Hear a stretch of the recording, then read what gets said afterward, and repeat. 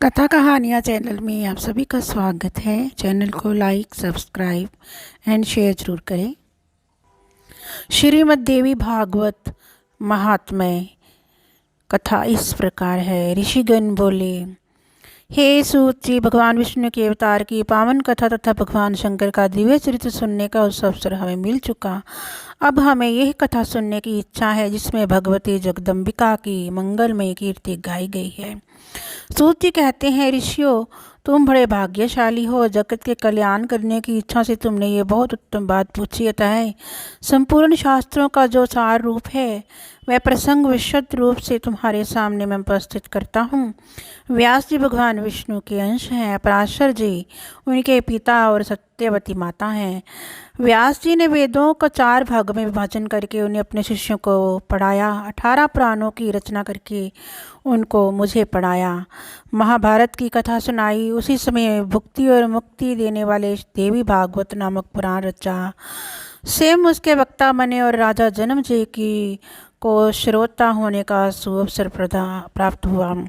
पूर्व समय की बात है। जन्मजय के पिता राजा परीक्षित को तक्षक सर्प ने डंस लिया था। उनकी दुर्गति निवारण के लिए जन्मजय ने देवी भागवत सुना।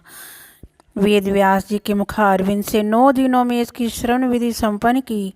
वे त्रिलोक जननी भगवती आद्या शक्ति का विधि पूर्वक पूजन करती थी।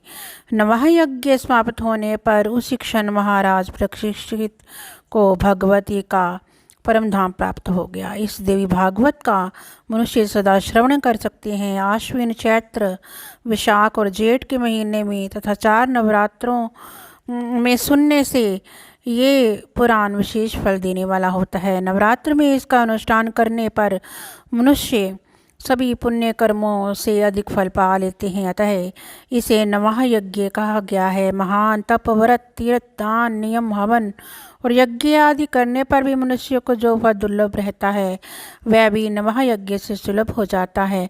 अतः देवी भागवत सर्वोत्तम पुराण माना जाता है।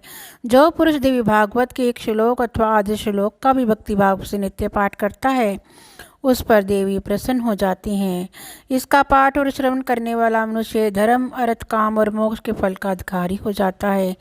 एक बार भगवान श्री कृष्ण प्रसेन को खोजने के लिए चले गए। वह बहुत समय तक नहीं लौटे। तब वसुदेव जी ने ये देवी भागवत पुराण सुना। उसके प्रभाव से उन्होंने अपने प्रिय पुत्र श्री कृष्ण को शीघ्र पाकर आनंद लाभ किया था।